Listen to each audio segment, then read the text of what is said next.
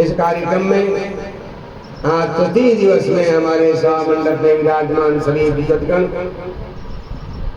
भक्तगण, श्रोतागण, भक्तिमयी दयामयी माताओं बहनों, बालक बालिकाओं, हमारे इस कार्यक्रम में श्रेष्ठता देने वाले संगीत के आचार्यगण, इस पवित्र भूमि में राधा कृष्ण भगवान जी के इस दिव्य मंदिर में आपका तृतीय दिन में कथा श्रवण करने के लिए स्वागत है। आइए तृतीय दिवस की कथा आपको सुनाएं। देखिए, हमारे ये त्रिपाठी जी जो है, इनका परिचय आपको जानना बहुत जरूरी है। अभी बाद में बताएंगे, हम जनता जब हो जाएगी तो शुरुआत में ही बता देते हैं आपको। ये त्रिपाठी जी जो है हमारे फर्रुखाबाद जिले के रहने वाले और जो है, और इनकी जो श्रीमती जी है देवी प्रभात त्रिपाठी जी, हमारे त्रिपाठी जी का नाम है श्रीमान अजय कुमार त्रिपाठी और उनकी श्रीमती जी का नाम है श्रीमती प्रभात त्रिपाठी।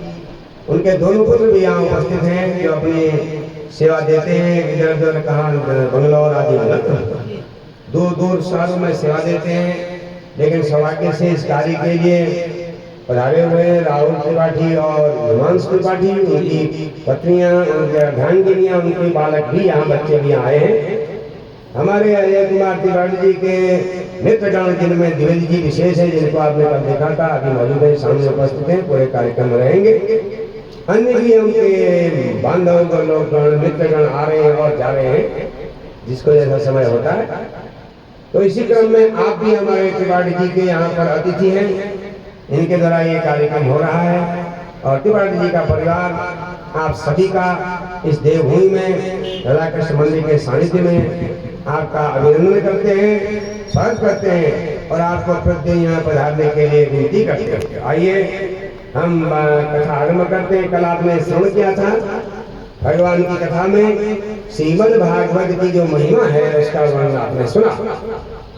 ऋषियों ने एक ही प्रश्न किया था कि श्रीमद् भागवत अगर करना हो तो उसको कैसे करना चाहिए, संक्षेप में आपको बता दें। देखिए, जब श्रीमद् भागवत करने का विचार हो तो पहले धन जमा करना चाहिए। बिना धन के कोई काम नहीं होता संसार में, बिना लक्ष्मी के कोई काम नहीं होता।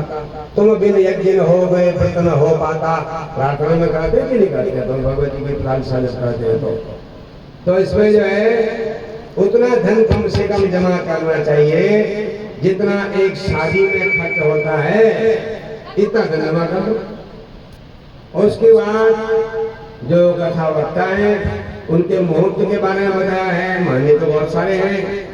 देखिए, श्रावण का महीना विशेष है, भादो, आश्विन, कार्तिक, मार्गशीर्ष, माघ, चैत्र, ये सब बहुत पवित्र पड़ते हैं महीने, वैशाख में बढ़िया।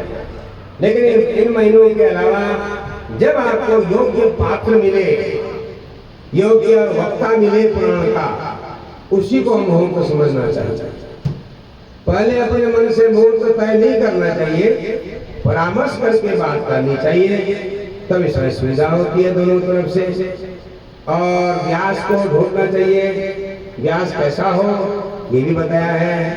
व्यास ब्राह्मण होना चाहिए और वो जो है लोभी नहीं होना चाहिए।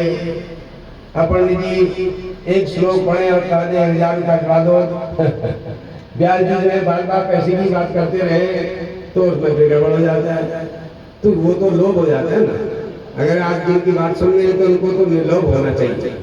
उनको पता होना चाहिए कि जो प्राप्त है वो अपने आप प्राप्त होगा ही। हाँ, तो इस प्रकार से और वो चैत्रवान होना चाहिए व्यास जी को, और उसको ज्यादा श्रृंगार से मतलब नहीं होना चाहिए। और व्यास जी का नियम भी है कि कथा के अनुष्ठान में उनको अपनी दाढ़ी वाड़ी नहीं बनानी चाहिए, हो सके तो विद्वान भी न बनाए, स्वच्छ नाखून नहीं काटना चाहिए।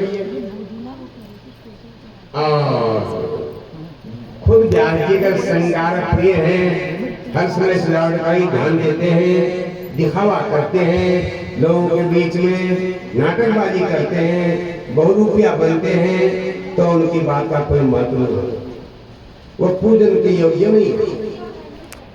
साफ भागवत में लिखा है कि उसको अपंग नहीं होना चाहिए, उसके अंग भंग नहीं होना चाहिए, ये ऐसे व्यास को होना चाहिए। जिनको देख करके आपके मन में श्रद्धा आवे और जो लोगों को दृष्टांत के साथ कथा समझा सके, और व्यास जी को धैर्यवान भी होना चाहिए। तो धैर्यवान होना तो विशेष बात है इस कार्यक्रम में। कभी और 2-4 घंटे, आजकल तो 3-4 घंटे बैठना ही मुश्किल होता है। पहले लोग एक बार 2-2.5 घंटे सुबह, 2.5 घंटे शाम, 4 से 5 घंटे बैठा होती थी। अब तो 3 घंटे बैठना भी बड़ा कठिन काम होते जा रहा है। व्यास जी के जो भी है सुनने वाले तो नहीं बैठ सकते, अब कौन किसको सुनाए, ये बड़ी कठिनाई है। इसमें श्रोता के भी नियम है। व्यास जी को भी सात्विक भोजन करना चाहिए। हमारे यहाँ जितनी बड़ा पद में होता है ये व्यासासन है, उनके उतने ही कठिन नियम होते हैं। अगर वह नियम का आचरण नहीं करते तो फिर उनको दंड मिलता है, बाद में प्रकृति देती है। लोगों को ठग करके अपनी पूजा कराने वाले व्यास दंड के भागी होते हैं। केवल पुरुष होना चाहिए, ब्राह्मण की पत्नी भी नहीं होनी चाहिए कथा सुनाने वाली। भागवत ने साफ लिखा है। इसका मतलब ये नहीं है कि भाई स्त्रियों की यहाँ पर जो है उनको छोटा समझ लिया गया, नहीं नहीं। देवी भागवत में पढ़िए, स्त्रियां तो साक्षात भगवती देवी ही है। हाँ, उनके तो पूजा ही होती है रोज, पर्व काल में पूजा होती है। हर समय में जब ऋतु काल आता है, पर्व काल आता है, बसंत ऋतु आगे देखे जैसे, तो इसमें जो है आपके चैत्र का महीना है, इस महीने में उनको आभूषण देते हैं। विवाह हुई जिन कन्याओं का उनके लिए पकवान भेजते हैं, जेवर बनाते हैं शादी ब्याह में। तो समय समय पर उनका ख्याल रखा जाता है, क्योंकि स्त्रियां समस्ता जगत सकला जगत्सु, संसार में जितनी भी स्त्रियां हैं वो भगवती की। कम से कम 5 ब्राह्मणों का वर्ण होना चाहिए। ऐसे तो भागवत में 12 ब्राह्मणों का विधान भी है, तो 5 तो कम से कम होने ही चाहिए, जो जब पूजा पाठ आदि करें, जिससे कि यज्ञ में किसी प्रकार का विघ्न न आवे।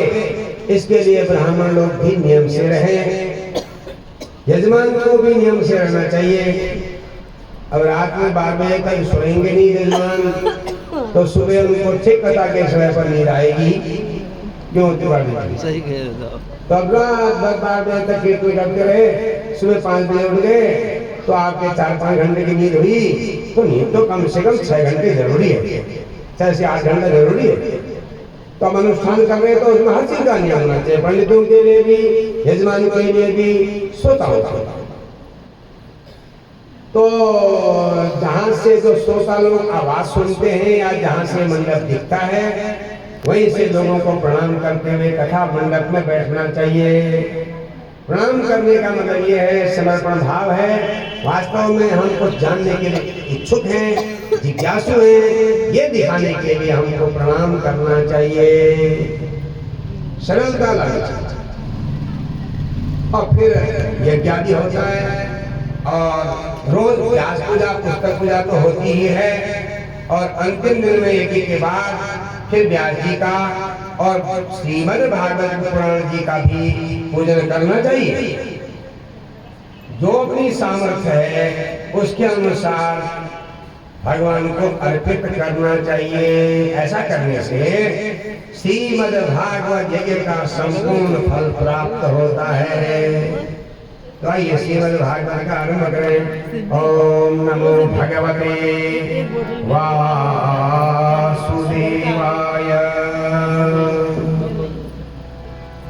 जन्माद्यस्य तोन्मयादितरतश्चार्थे स्वविज्ञस्वराट् तेने ब्रह्म हृदय आदि कवये मुह्यन्ति यत्सूरयः। तेजो वारिमृदां यथा विनिमयो यत्र सर्गो मृषा धाम्ना स्वेन सदा निरस्तकुहकं सत्यं परं धीमहि। वही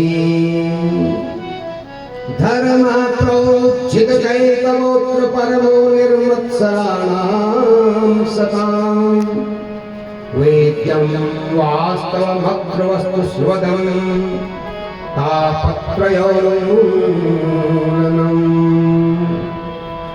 श्रीमद्भागवते महामुनिकृते किं वा परैरीश्वर सद्यो हृद्यवनुध्यते त्रिकृतिभिः शुश्रूषुभिस्तत्क्षणात् निगमकल्पतरोर्गलितं फलं शुकमुखादमृतद्रवसंयुतं पिबत भागवतं रसमालयम् मुहुरहो रसिका भुवि भावुका।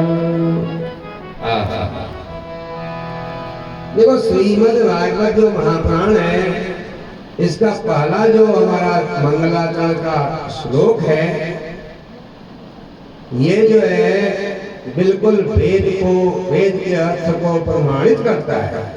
ये बताता है कि श्रीमद् भागवत में जो भी बातें हैं उनका संबंध वेद भगवान से है। तो हमारा जो वेदव्यास जी का रचित ब्रह्म सूत्र है, वेद का, जिसमें वेद का ज्ञान है, उसका पहला सूत्र है अथातो ब्रह्म जिज्ञासा। तो ब्रह्म जिज्ञासा पहला सूत्र है। हमें ब्रह्म के लिए ब्रह्म प्राप्ति के लिए, ब्रह्म ज्ञान के लिए जानना है, जिज्ञासा होती है। तो दूसरा सूत्र है जन्माद्यस्य यतः। तो यहाँ भी श्रीमद् भागवत में जन्माद्यस्य यतः यहाँ से शुरू होता है। तो ये वेद का ही व्याख्या है, वेद भगवान की ही व्याख्या है। तो संक्षेप में हम आपको ये अर्थ बताएंगे। मंगलाचरण के 3 श्लोक हैं बड़े रोचक। तो इन श्लोकों में 3 श्लोकों में वेदव्यास जी ने भागवत का रहस्य ही भर दिया है। श्रीमद् भागवत जी का जो पहला श्लोक है ना, इसका इतना बड़ा रहस्य है कि इसी श्लोक के, इसी मंत्र के, इसको मंत्र कहते हैं, इस मंत्र के विद्वानों ने 125 अर्थ कर दिए हैं। एक श्लोक के 125। आगे ये कहोगे कि वही अर्थ गलत होंगे, ना ना, 125 अर्थ सही है। यही तो हमारे पुराणों की विशेषता है। 125 अर्थ एक श्लोक। हम संक्षेप में इसका वर्णन करते हैं। जिस पर ब्रह्म परमेश्वर से संसार में संसार और संसार के प्राणियों का, समस्त संसार का प्रादुर्भाव होता है, जन्म होता है, जितना से इसका पालन होता है और जिनकी कृपा से इसका संहार होता है, इसको नया बनाया जाता है। देखें तो जैसे मिट्टी का घड़ा बनाया जाता है और उसी घड़े में मिट्टी भर दीजिए, घड़ा फूट जाए तो भरी हुई मिट्टी भी बाहर मिट्टी में मिल जाएगी और घड़ा जो मिट्टी का बना था वही मिट्टी में मिल जाएगा। तो इसको बनाना और इसका फिर मिट्टी में मिल जाना जैसे है, इसी क्रम से उस परब्रह्म परमेश्वर ही स्वयं संसार हैं और स्वयं संसार की व्यवस्था करने वाले हैं और स्वयं संसार को बदलने वाले हैं। संहार का मतलब उसको नया बनाने वाले हैं। जिन्होंने ब्रह्मा को ये सब ज्ञान दिया था संसार के निर्माण का, जिनके विषय में मुय्यन्ति सूर्यः, सूर्य मने ज्ञानी लोग, विद्वान लोग भी जिस ईश्वर के बारे में, उसकी माया के बारे में इसको जानने का प्रयास करते हैं और मोहित हो जाते हैं, भ्रमित हो जाते हैं।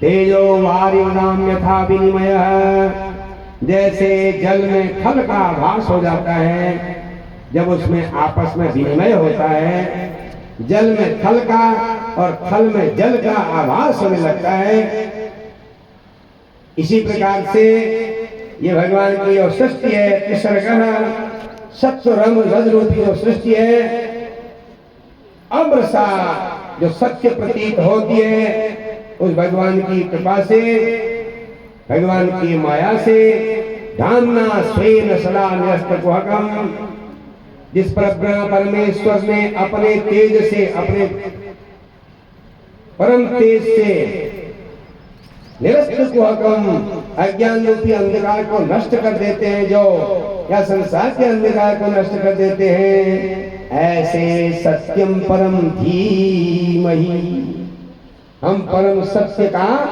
ध्यान करते हैं। यह धीमहि जो है, यदि वेद का शब्द है, गायत्री मंत्र में धीमहि शब्द आता है, वहां सविता देवता की उपासना है। सविता का मतलब सूर्य होता है, लेकिन जो सूर्य है वो सूर्य नहीं है, इस सूर्य में जो चमक है वो सविता देवता है, जिसके चमक से, जिसके तेज से ये सूर्य भी प्रकाशित होता है, जो कण कण में विराजमान है। ऐसे सत्य का हम ध्यान करते हैं। ध्याये महा का हम ध्यान करते हैं।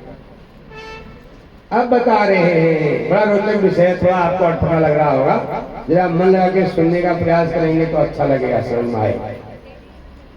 धर्म प्रोचित कहतवोत्तर परमो निर्मत्सराणाम सताम, प्रोचित कहतवो धर्मः अत्र निरूपितः।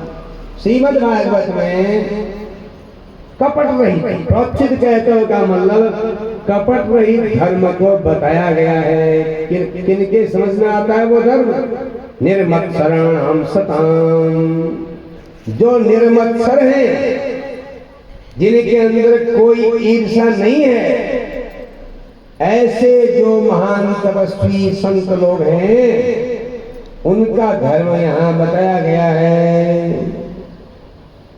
यहाँ पर जो जानने लायक विषय है वो वास्तविक ज्ञान है, कल्याण देने वाला विषय है, और जिसको जानने के बाद तापत्रयोन्मूलनम, तीनों प्रकार के ताप दूर हो जाते हैं। हमारे पास हमेशा तीनों प्रकार के ताप होते हैं, और भागवत पुराण के सत्य समझने से, इस धर्म को समझने से, इस भक्ति ज्ञान विराग की बातों को समझने से मनुष्य के तीनों पाप नष्ट हो जाते हैं। आध्यात्मिक, आदि दैविक, आदि भौतिक, ये तीन ताप, कष्ट, दुख, सरल भाषा में दैविक और भौतिक, ये तीन ताप हैं। आपने राम राज्य के वर्णन में रामायण में पढ़ा होगा, दैहिक दैविक भौतिक तापा, दैहिक भौतिक तापा, दैहिक दैविक भौतिक तापा, दैहिक दैविक भौतिक तापा, राम राज काहू ही नहीं व्यापा, राम राज काहू ही नहीं व्यापा, दैहिक दैविक भौतिक तापा, दैहिक दैविक भौतिक तापा। देखिए, भगवान राम जी के राज्य में तीनों प्रकार के कष्ट नहीं होते, आध्यात्मिक, आदि दैविक, आदि भौतिक। दैहिक ताप का मतलब है दो किस्म का दुख, शरीर का दुख और मन का दुख। दो दुख होते हैं इसमें, एक बाहर का दुख, एक अंदर का दुख। अब अंदर का जो दुख है मन का, वो नब्ज देखने वाले और हमारे वो ब्लड प्रेशर नापने वाले मशीन से इसका पता नहीं चलता। इसलिए तो ब्रह्मांड कहते हैं नबजिया वैद्य क्या देखे, मुझे दिल की बीमारी है। ये दिल के रोग, मन के, मानसिक रोग और शारीरिक रोग, ये दैहिक रोग है, दैहिक दुख है। शरीर के व्याधियों से ज्यादा कष्टदायक मन की व्याधि है, क्योंकि वो हमें दिखती नहीं है और उसी के कारण नींद भी नहीं आती। मन की व्याधि होगी तो नींद नहीं आएगी, भोजन अच्छा नहीं लगेगा, कोई भी अच्छा नहीं लगेगा, और जो अच्छा लगता था वो सबसे ज्यादा बुरा लगेगा। ये मानसिक रोग। तो ये दैहिक हो गया। दैविक भौतिक, दैविक का मतलब दैविक प्रकोप, भूकंप आ गया, ओले गिर गए, आंधी तूफान हो गया, कोरोना हो गया, ऐसे भयंकर दैविक प्रकोप हैजा हो गया। अब भौतिकता आप कहते हैं कि हमारे संसार के सुखों के कारण जो दुख होते हैं, मौसम प्रकृति के कारण जो समय समय पर दुख होते हैं, वो भौतिक सुख दुख है। लेकिन भौतिक दुख ऐसा भी होता है, जो आदमी महंगी कार में घूम रहा हो और जिसमें उछलने का पता न चलता हो, वो छोटी कार में बैठ के चलेगा तो खड़बड़ खड़बड़ मालूम पड़ेगा, वो बहुत दुखी हो जाएगा। 1 घंटा काटना उसके लिए प्राण पर बीत जाएगा, बहुत मरना जैसा होगा। देखा नहीं आपने? ये भौतिक दुख है। जितने सुख सुविधाओं को लेते हैं उनके कारण जो दुख होते हैं, बनावटी सुविधाएं, बनावटी सुख, जैसे एसी है, इससे कम दुख देता था कूलर, कूलर से कम दुख देता था पंखा, पंखे से कम दुख देता था वो ताड़ का पंखा जो होता था, वो तो आराम देता था। तो अब ये सारी सुविधाएं जैसे बढ़ते जाएगी वैसे ही रोग व्याधियां दुख भी बढ़ेंगे। हाँ, अब आप समझेंगे हमारी कोई कमी नहीं है, बढ़िया मकान है, पत्नी गुणवती है, संतान आज्ञाकारी है, तो हमको ये रोग क्यों हो गया? अरे भगवान की तरफ से तो सारी सुख सुविधाएं सबके लिए बराबर है ना। आप ज्यादा लोगे तो आपको हिसाब देना पड़ेगा। आप बिजली ज्यादा जलाओगे, आप कहोगे हम तो बड़े आदमी ज्यादा जलाएंगे, तो सूर्य भगवान सबके लिए तो बराबर है ना। तो अगर आप बिजली ज्यादा जलाओगे तो बिल ज्यादा देना पड़ेगा। ऐसे ही संसार के सुख सुविधाओं में ज्यादा मगन रहोगे तो भगवान कहते हैं तुमने जो काम करना था उसे छोड़ करके तुम और में लग गए, तुम्हारा बिल 3 गुना 4 गुना 10 गुना भी आ सकता है, अब चुकाना पड़ेगा। वहाँ ऐसा नहीं होता है, वहाँ ऑफिस में जाके कह दो नहीं हमने ऐसा नहीं करेगा, इसको कम कर दो, बाकी कर दो, ये थोड़ी होता है। वो तो चुकाना ही है, चाहे पेट के मर्ज से चुकाए, पथरी के वजह से चुकाए, ऑपरेशन के जरिए चुकाए, बड़े बड़े रोगों के जरिए चुकाए, चुकाना ही पड़ेगा। तो सज्जनों, भागवत के श्रवण से, मनन से, भगवान का ध्यान करने से हमारे तीनों ताप नहीं होते।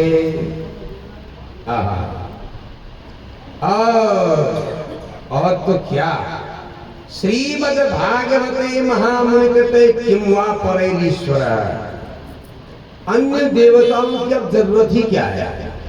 जब वेदव्यास जी के द्वारा निर्मित श्रीमद् भागवत आपके पास है तो फिर और बात की जरूरत ही क्या है?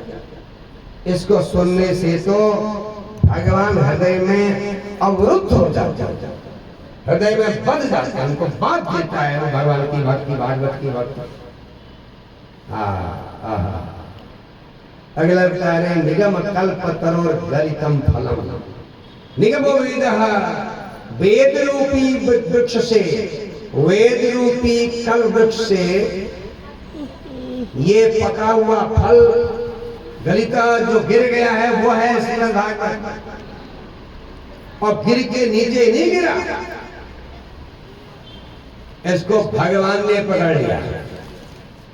भगवान ने ब्रह्मा को दे दिया, ब्रह्मा के हाथ में पहुंच गया, ब्रह्मा के हाथ से सनत कुमारों के हाथ में पहुंच गया, सनत कुमारों के हाथ से नारद जी के हाथ में पहुंच गया, नारद जी के हाथ से व्यास जी के हाथ में पहुंच गया, और व्यास जी के हाथ से सुखदेव जी के हाथ में पहुंच गया, सुखदेव जी के हाथ से शौनक सूत जी के पास पहुंच गया, और सूत जी के द्वारा शौनक आदि 88,000 ऋषियों के पास पहुंच गया। अब आप कहोगे इतनी बार गिरते गिरते ये तो पिछक गया होगा, टूट फूट हो गई होगी। नहीं नहीं, ये ऐसा फल नहीं है कि जो टूटने वाला है, ये रस से भरा है, इसमें रस घटता ही नहीं। दिन दिन बढ़त सवायो, हर दिन बढ़ता है। तब कह रहे हैं इस फल को सुखदेव जी ने चख रखा है। आपने ख्याल किया होगा अब आम तैयार होंगे कुछ दिनों में, जिस आम के फल पर तोता चोंच मार देता है, सुख का मतलब तोता, वो सबसे ज्यादा स्वादिष्ट होता है कि नहीं होता? उसको आप खाएंगे सबसे स्वादिष्ट होगा, और वही पकेगा पहले, उनको पता होता है कौन पकने वाला है जल्दी। तो सुखदेव जी के मुख में, सुखदेव जी के मुख से जो अमृत रस निकला है, वो रस के साथ ये भागवत है। इसलिए ये अमृत द्रव संयुतम, अमृत के समान है, अमृत के जैसा ये द्रव पदार्थ है भागवत। तो क्या करें? मोह रहो रसिका ही भाव का पिबत भागवतम रसमालयम पिबत। पृथ्वी के दो लोगों के लिए कहा, यहाँ पर दो लोगों को इसके लायक बताया। पहले कौन? रसिक, जो भगवान के कथा में भगवान की भक्ति का रस जिनके पास आ गया है, वो रसिक। और भूई भावुका, और जो पृथ्वी में जो भावुक लोग हैं, तो दो श्रीमद् भागवत के अमृत रस को पी सकते हैं। दो जने जिनके अंदर रस का अनुभव हो चुका है, और जो भावुक हैं, भगवान की याद आते ही आंखों से आंसू झरने लगते हैं, भगवान की स्मृति होते ही शरीर पुलकित होने लगता है। ऐसे रसिका भूई भावुका, पृथ्वी के रसिको भावुको, इस अमृत रस को पियो और पीते ही रहो। हाँ, एक बार जिसको इस रस का स्वाद लग जाता है, तो फिर वो इसके बिना रह नहीं सकता। लेकिन बात भागवत की होनी चाहिए ना, भागवत की नहीं है खाली खेल जरा चलाए। सब लोग जो है दूसरी चीज के लिए आए हैं, कथा सुनने बैठे हैं, ध्यान कहीं है, आंखें कहीं हैं, कान कहीं हैं, तो फिर इसका लाभ नहीं मिलता। आइए कथा आरंभ करते हैं। नैमिषा नैमिषे अनिमिष क्षेत्रे ऋषयः शौनकादयः सत्रं स्वर्गाय लोकाय सहस्र सममासत। नैमिषारण्य में शौनक आदि जो ऋषि लोग हैं, वो 1000 वर्ष तक चलने वाला यज्ञ कर रहे हैं, और उस यज्ञ में सम्मेलन होता है। यज्ञ का मतलब भी यही होता है, सम्मेलन, दान और प्रवचन। ये चीजें जिसमें होती है उसी का नाम यज्ञ कहते हैं। तो वहां पर जो है वो यज्ञ 1000 वर्ष तक चलेगा। तो प्रातः होत अग्नयः, प्रातः काल अग्नि में आहुति देने के बाद सूत जी का आदर करते हुए उनको व्यासासन में बैठा करके ऋषियों ने प्रश्न किया, ऋषियों ने पूछा। देखिए बड़ी रोचक बात, इसका नाम, इस पहले अध्याय का नाम ही प्रश्नाध्याय है। इसमें सारे प्रश्न हैं और उन्हीं का उत्तर श्रीमद् भागवत महापुराण में 18,000 श्लोकों में है। तो अब ये प्रश्न पहला क्या है? ऋषियों में सौनक ऋषि जी ने सूत जी से कहा, आप पर गुरु जी की कृपा है, इसलिए आप जो है सारी बातें जानते हैं, आप हमारे भी गुरु हैं, इसलिए शिष्य जो होते हैं, गुरु जो होते हैं, अपने योग्य शिष्य को वो बातें नहीं बता देते हैं जो किसी को नहीं बताता, गुप्त बात बता देते हैं। इसलिए महाराज हमको बताइए, इस संसार में पुंसाम एकांत श्रेयः तन्न संसितुमर्हसि, मनुष्य के लिए संसार में कल्याण करने वाली बात क्या है, श्रेयस्कर क्या है? पहला प्रश्न। दूसरा प्रश्न पूछा, अतः साधौत्यक्षारम समुद्रित मनीषया प्रोहिणस्य दानानाम येनात्मा संप्रसीदति। हे महाराज, आप हमने बहुत से शास्त्रों के बारे में सुना है, पढ़ा। अब हम आपसे जानना चाहते हैं सारे शास्त्रों का सार क्या है, सारे शास्त्रों का मूल तत्व क्या है। दूसरा, हमने सुना है कि भगवान सतताम पति, भगवान जो यदुवंशियों के पति स्वामी अथवा भक्तों के स्वामी वसुदेव जी की पत्नी देवकी से प्रकट हुए थे। प्रभु, क्या भगवान जन्म लेते हैं तो भगवान का परमात्मा का जन्म होता है। अगर परमात्मा का जन्म होता है तो उनकी महिमा कौन सुनना नहीं चाहेगा। तो भगवान की लीलाओं का वर्णन कीजिए, उदार कर्मों का वर्णन कीजिए। 4 प्रश्न हो गए। मनुष्य का कल्याणकारी क्या है, शास्त्रों का सार क्या है, क्या भगवान अवतार लेते हैं तो उनके उदार कर्म क्या है, उनके अवतारों का वर्णन सुनाइए।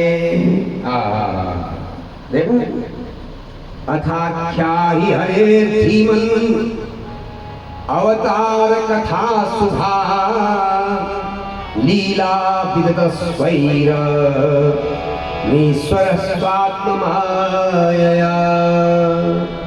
अब आपने कहा अगर भगवान अवतार लेते हैं तो उनके उदार कर्म बताइए। 4 प्रश्न। 5वां प्रश्न, उनके अवतारों की कथा भी बताइए। उनने अवतार कैसे लिए, क्यों लिए, वो बताइए। और अवतार लेकर के लीलाओं का वर्णन भी कर दीजिए। अब 6ठा प्रश्न है, हे प्रभु, भगवान ने तो हमें आपसे मिला दिया है, ये हमारा सौभाग्य है। इस कलयुग में भव सागर से पार जाना बड़ा मुश्किल है, इसलिए आप तो हमारे लिए कर्णधार बन के आ गए हैं। कर्णधार का मतलब है जो नाव को चलाता है। आप हमें इस संसार रूपी सागर से पार करने के लिए नाविक मिल गए हैं। प्रभु, ब्रूहि योगेश्वरे कृष्णे ब्रह्मण्ये धर्मवर्मणि स्वाम आस्था मधुरोपेते धर्महकं शरणं गतः। ये अब 6ठा प्रश्न है। कहा महाराज, ब्रह्मण्ये धर्म कर्मणि योगेश्वरे कृष्णे स्वाम काष्ठाम मग्नोपेते धर्मः कम शरणं गतः। जो योगेश्वर भगवान श्री कृष्ण हैं, जो ब्राह्मणों को बहुत प्रिय हैं, जिनको ब्राह्मण बहुत प्रिय हैं, जो धर्म के कवच हैं, कवच, धर्म के कवच, वर्म का मतलब कवच, जिन्होंने धर्म की रक्षा के लिए कवच बनाया है। जैसे आपने देखा नारियल के अंदर उसका गूदा होता है, बाहर कवच होता है, अखरोट में बाहर कवच होता है, अंदर अखरोट का बीज होता है। ऐसे ही भगवान धर्म के कवच हैं। तो जब भगवान जी योगेश्वर श्री कृष्ण जी अपने गोलोक धाम को गए तो धर्म कम शरणं गतः, धर्म किसकी शरण में गया, ये प्रश्न है। बोलो वृंदावन बिहारी लाल की।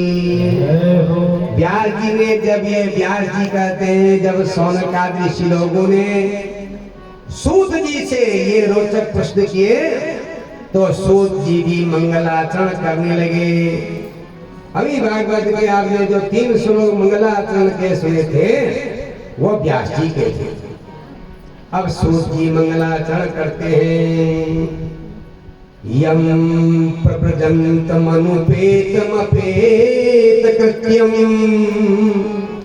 द्वैपायनो विरह कातर जुहाव पुत्रेति तन्मयतया तरवोऽभिनेदुः तं सर्वभूत हृदयं मुनिमानतोऽस्मि।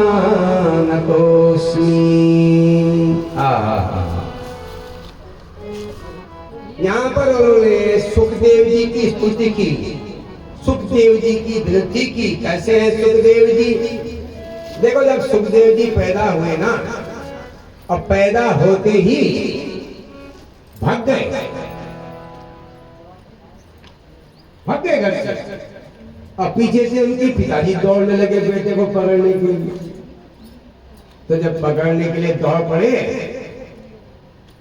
तो आगे से सुखदेव, पीछे से व्यास जी, पुत्र रुको, पुत्र पुत्र पुत्र आवाज लगा रहे। तो तन्मयतया तरव अभिनेदो, पेड़ जो है उनमें सुखदेव जी का प्रवेश हो गया, ये कह सकते हैं। और पेड़ों ने व्यास जी को उत्तर दिया। कैसे सुखदेव है? अभी इनके कोई संस्कार नहीं हुए थे। नामकरण निष्क्रमण भूम्युपवेशन सूर्यावलोकन अन्नप्राशन चूड़ाकर्ण कर्ण वेद उपनयन, ये संस्कार अभी जब हुए ही नहीं। और वो जंगल को भागने लगे तो व्यास जी पकड़ने दौड़े, और लेकिन वो तो उनको मिले ही नहीं। वो तो पेड़ों से जवाब देने लगे सुखदेव जी, पेड़ उत्तर देने लगे।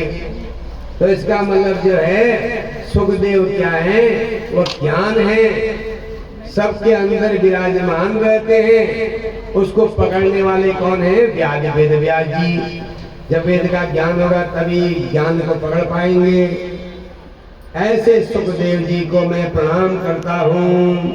नारायणं नमस्कृत्य नरं चैव नरोत्तमं देवीं सरस्वतीं व्यासं ततो जयमुदीरये।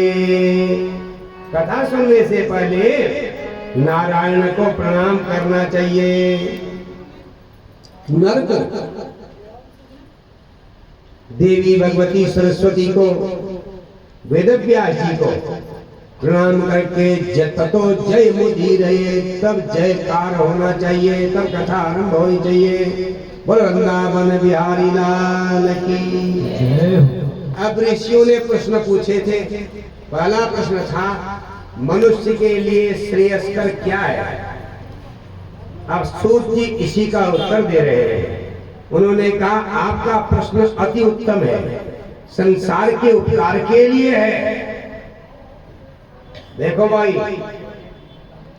ये प्रश्न का उत्तर अगर आपने समझ लिया, सुन लिया, तो फिर आप तृप्त हो जाएंगे, आपको आनंद का अनुभव होने लगेगा।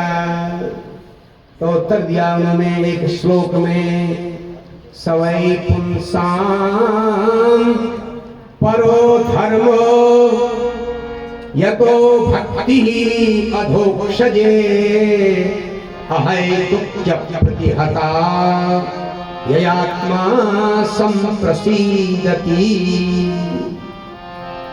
मनुष्यों का सबसे बड़ा धर्म एक ही है। देखिए, धर्म और अधर्म को केवल मनुष्य जानता है। अगर धर्म अधर्म की तुलना औरों से करें तो आपको लगेगा कि संसार में अगर मनुष्य को हटा दें तो धर्म के बारे में विचारना बड़ा मुश्किल हो जाएगा। धर्मो प्रवर्ततः मनुष्याणाम महाभाग, धर्मो प्रवर्ततः न तथान्येषु भूतेषु मनुष्य रहितेषु च। हे महाभाग, धर्म का आचरण मनुष्य अच्छी तरह करते हैं, उस प्रकार से और जो जंतु हैं और जो प्राणी हैं वो नहीं करते। केवल मनुष्य ही इसमें विशेष धर्म अधर्म का पालन करता है, समझता है। आप देखते हैं मनुष्य के धर्म के पालन करते करते उसके अंदर ज्ञान और विज्ञान का उदय हो जाता है। आप संध्या पूजा करके देखिए, जिस देवता की आप आराधना करते हैं उस देवता की शक्ति आप में आने लगती है। हाँ, उपासना का ये सिद्धांत है। आप हनुमान जी की आराधना करेंगे तो शक्ति आएगी, भगवती की आराधना करेंगे तो सभी शक्ति आएंगी। तो जिस किसी भी देवी देवता की आप उपासना आराधना करें उसके जो गुण हैं आप में आ जाते हैं, वो धर्म आप में आ जाते हैं। तो उन्होंने कहा कि अगर मनुष्य जो है धर्म जो समझता है उसका सबसे पहला धर्म है क्या? यतो भक्ति अधोक्षदे, यत अधोक्षदे भक्ति, भगवान की भक्ति मनुष्य का सबसे बड़ा धर्म है। भागवत जी का और धर्म शब्द नहीं है और धर्म ही नहीं है। सारे धर्म तो भगवान की भक्ति के लिए ही होते हैं, भगवान की प्राप्ति के लिए होते हैं। दान पुण्य जप तप होम यज्ञ स्वाध्याय आदि जो भी यदि आप करते हैं उसका मुख्य लक्ष्य है ईश्वर, ईश्वर की भक्ति। आप इस समय भी भक्ति कर रहे हैं क्योंकि भक्ति का पहला लक्षण है श्रवण, सुनना। यदि आप सुनते हैं तो भक्ति हो रही है। इसलिए हमारे यहाँ सुनने पर लोग ध्यान देते हैं। फिर आप अगर कीर्तन करते हैं तो भी आप भक्ति कर रहे हैं। 9 प्रकार के है ना भक्ति। अब बताइए, भगवान की भक्ति ही मनुष्य का परम धर्म है इस संसार में आकर। और वो भक्ति भी कैसी उसको भी बता रहे हैं। अहैतुक्य प्रतिहता हे आत्मा संप्रसीदति। अप्रतिहता अहेतुकी भक्ति, भक्ति ऐसी होनी चाहिए जिसमें कोई मांग न हो, कोई हेतु न हो। आप भगवान के मंदिर गए, कहा भगवान जी मेरा बेटा पास हो जाएगा तो मैं सुंदरकांड कर दूंगा। अब बेटा पास हुआ तो सुंदरकांड कर दिया, नहीं हुआ तो कहे क्यों करे, भगवान ने हमारा हेल्प नहीं की, सहायता नहीं की। तो ये तो व्यापार है। भगवान की भक्ति में कोई इच्छा नहीं होनी चाहिए। ऐसा कर दो, ऐसा कर दो, ऐसा कर दो, दिन भर करते हो। तो रोज भगवान से मांगते रहो, मांगते रहो, मांगते रहो। आपके दरबार में हमारे त्रिपाठी जी के यहाँ हम एक दिन आए और कहे त्रिपाठी जी हमें ये कर दो। वो बड़े पैसों के कर देंगे, हमारे ब्याज जी आ रहे हैं तो कर देंगे। 2 दिन बाद हम फिर गए ये कर दो, उनका मन थोड़ा बदल जाएगा और कुछ दिन बाद हो गया। तो जो रोज मांगने हमारे घर आता है हम उसे दिल को पसंद नहीं करते। तो भगवान के दरबार में हम रोज मांगते ही रहे, हमारा पेट ठीक कर दीजिए, हमारी आंखें ठीक कर दीजिए। अपना बिगाड़ते रहते, कहते भगवान ने बिगाड़ दिया। काम बन गया तो हमने किया, काम बिगड़ा तो भगवान को हम पर दया नहीं आती, उनने बिगाड़ दिया। इसे भक्ति नहीं कहते, ये कामना परक भक्ति है। इच्छाओं से व्यापार के लिए, भगवान से व्यापार। अगर मेरा बेटा मंदिर में एक बड़ी घंटी चढ़ाऊंगा, क्या चाहिए भगवान को? तुम्हारी घंटी बताओ, क्या क्या करेंगे वो घंटी से बताइए। उनको एक घंटी की कोई जरूरत नहीं होती, आपके फूल फल की भी कोई जरूरत नहीं होती। उन्हीं का फूल उन्हीं में चढ़ा दे रहे हो और कहते हमने चढ़ा दी पूजा कर। बताइए, जो भी हमें प्राप्त हुआ है वह सब भगवान का है।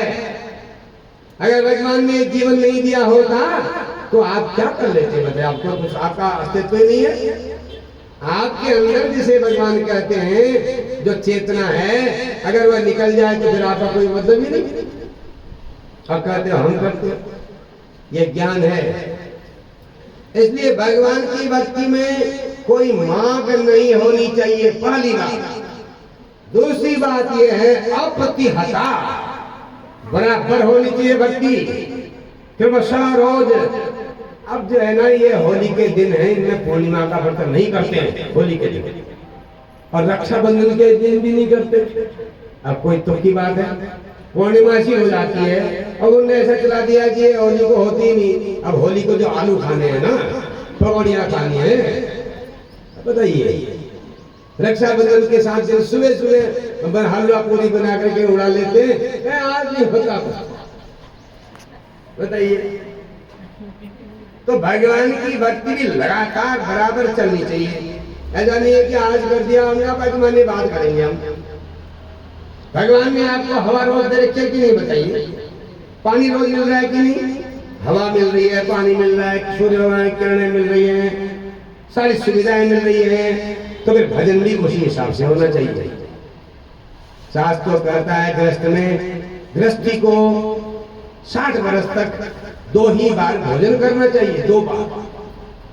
हमारे देश में इसलिए लोग पहले बीमार नहीं होते थे। जब से अंग्रेज आए, उन्होंने हमारे पीछे और चिपका दिया भोजन, ब्रेकफास्ट,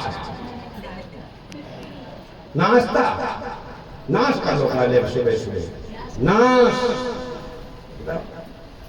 अब 3 बार खाते हैं तो भी बीमार होते हैं। अब भगवान की सामग्री है, इसका सदुपयोग होना चाहिए। 60 वर्ष के बाद तो 1 बार भोजन करना पर्याप्त है, क्योंकि अब तुम काम नहीं कर रहे हो, परोपकार नहीं कर रहे हो, तो फिर आपको खाने की जरूरत ही नहीं देता। ये सारा विधान उन्होंने बता दिया। अब सूत जी एक बात और बता रहे हैं, धर्मः स्वनुष्ठित पुंसा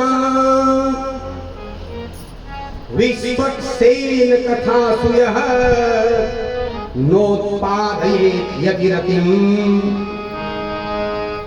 श्रम एव हि केवलम्। अब आदमी धर्म कर्म करने लगा और धर्म कर्म करके भगवान में उसकी श्रद्धा पैदा हुई ही नहीं। तो यहाँ पर सूत जी कहते हैं, मनुष्य जो धर्म कर रहा है, उस धर्म के द्वारा, उसके आचरण के द्वारा भगवान में रति होनी चाहिए, तब उस धर्म का फायदा है, लाभ है। हाँ, देखो भगवान का नाम ब्रह्म कहते हैं, ब्रह्म भी उनका नाम है, परमात्मा भी उनका नाम है, भगवान भी उन्हीं का नाम है। ये जान दीजिए पहले। लोग समझते हैं ब्रह्म अलग है, भगवान अलग है, परमात्मा अलग है, तो एक ही है।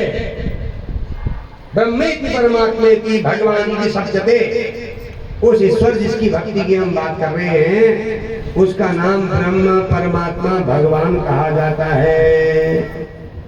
इस प्रकार भगवान की भक्ति करने से आदमी के अज्ञान की ग्रंथियां टूट जाती है और उसके अंदर प्रकाश प्रकट हो जाता है, अंदर का प्रकाश, और उसके सारे कर्म क्षय हो जाते हैं। कर्म